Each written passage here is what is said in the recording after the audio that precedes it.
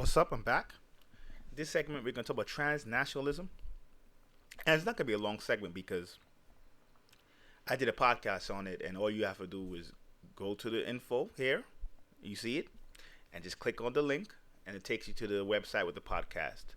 Um, the podcast setup is a little better for that topic, but if just in case people don't know what transnationalism is, I guess you could describe it as trans, like it's something in transition. So it's basically where you're one nationality or race, and then you really it's really nationality, and then you think or you want to accept another one. So let's say you're a Filipino, and then you say I am, I don't know, Egyptian, a Moroccan. I'm from Morocco, right? So it's the same as like transgendered when transgender could be a male or female, and then they want to be the other gender. So that topic was inspired by Rachel Dolezal. When she had her stuff, you know, how she wanted to be African American. So I spoke about that in the podcast, and I think you enjoyed it. So if you're into that, because this is gonna set up something that I'm not sure if I'm gonna cover in this channel, but I might definitely cover my sci-fi channel where I talk about the old world dying. It's a very important concept, and most people when they hear that they're just talking about spiritually, but my big problem with the spiritual community is that they're just not grounded enough, right? Because when the old world dies, it'll be dying on all levels, so much so that you could be a person who's not into the matrix, and you wouldn't perceive it as dying. Like a regular matrix person who's just plugged in, who just not conscious at all, they may not perceive it as dying, but they may perceive it as changing, right? So you kind of see that already, with the media, newspapers, to some extent magazines, but definitely newspapers, gone, right? For the most part, the traditional media, I mean, CNN and them is hanging on by a thread, but I think CNN and them are more relevant for either big stories or for election time. Like, I'm not gonna lie, election time, people still, tune into them. But for the most part, outside of that, the traditional media finished, right? You even see that with the movie industry. Most people don't really realize. But the young, man, they're not look good. They're not going to movies anymore. I mean, they might go to movies for see a comic book movie, or Fast and Furious, or maybe some dinosaurs, something big. But traditionally, just to go to the movies to be going, done. Just wait till it come on Netflix. Speaking of Netflix, cable's about to be in trouble too. There's people who say, you know what, I just need the internet. I just need internet connection. To be honest, I get my Netflix. I got my Hulu. I got my Amazon Prime. Boom, cable dying. Because right now, what I want to really get into is who's done and who's dying. But both are doomed, right? And the thing is, that's the old world. And that's why this concept of transnationalism is so important. Because when the old world is dying, it's going to do its best to maintain its existence as much as it can. So even when you're seeing a lot of these like racial incidents, you're seeing continuation of wars and occupying other countries. That's the old world. That's basically the old world. It's gonna do those type of things to keep itself relevant, to be honest. And this just has nothing to do with who I think is good and who I think is bad. This just has to do with how energies go and who can perceive those changes and who could change with them. So unfortunately, a lot of people who run the world have they created this stuff, and they're losing control of the stuff they created, right?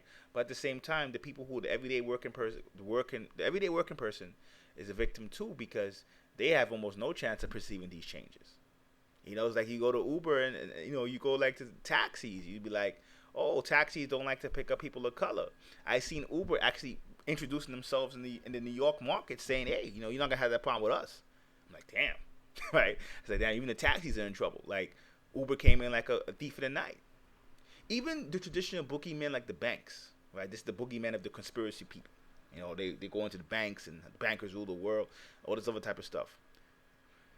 Banks traditionally, most people don't realize this, but in the industry, a lot of people in the bank industry are worried.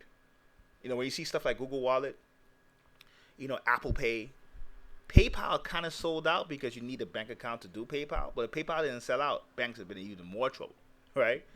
And you see where they're like, wait a minute, the young kids now, shit, like they may just choose those routes.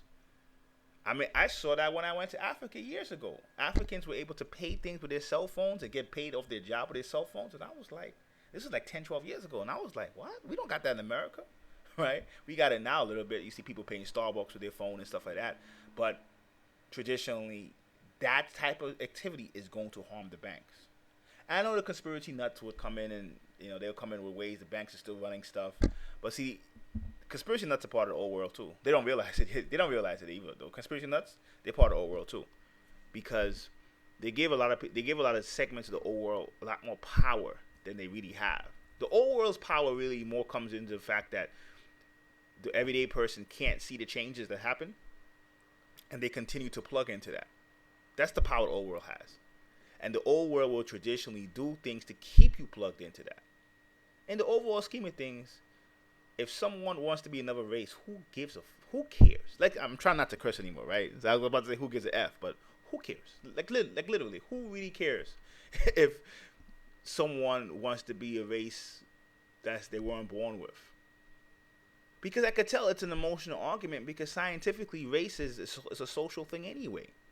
Everybody wants to act like they're so smart. Like, the same people are so outraged. The same people I see want to act like they're so smart and they know what they're talking about. Scientifically, race is a social construct. So when you deal with a social construct, you're going to have that problem, to be honest. Race is more of a social construct than gender is. Let's keep it real. Gender, you could legitimately say you have chromosomes of this, you have chromosomes of that. Right? So if you allow someone to change their gender legally, I can't see why you don't allow them to change their race legally. That doesn't make no sense. Let's keep it real. But I also admit this is a world that people have the right to challenge any idea. So if you want to change your gender, you should be prepared to do the backlash of people who don't agree with it. If you want to change your race, you should be prepared for people who don't agree with that and be prepared for backlash. I think as a sensitive society, we're not prepared for certain things. But I think as well, the mainstream should be prepared as well for people who are able, because it's happening now. You get these anarchy type rebellious people who look at how the mainstream criticizes people and say, shit, the mainstream arguments have crazy holes, to be honest, crazy holes. And the only reason why you don't see it is because those people plug out the system, right? They plug out the system. But they know, shoot, the mainstream has crazy holes, to be honest. Like the mainstream arguments, and it could be on anything. It could be on gender, it could be on religion, it could be on race. Crazy holes. Political, oh man, politicians, please. Right? Crazy holes. So check out the podcast, and until next time, peace.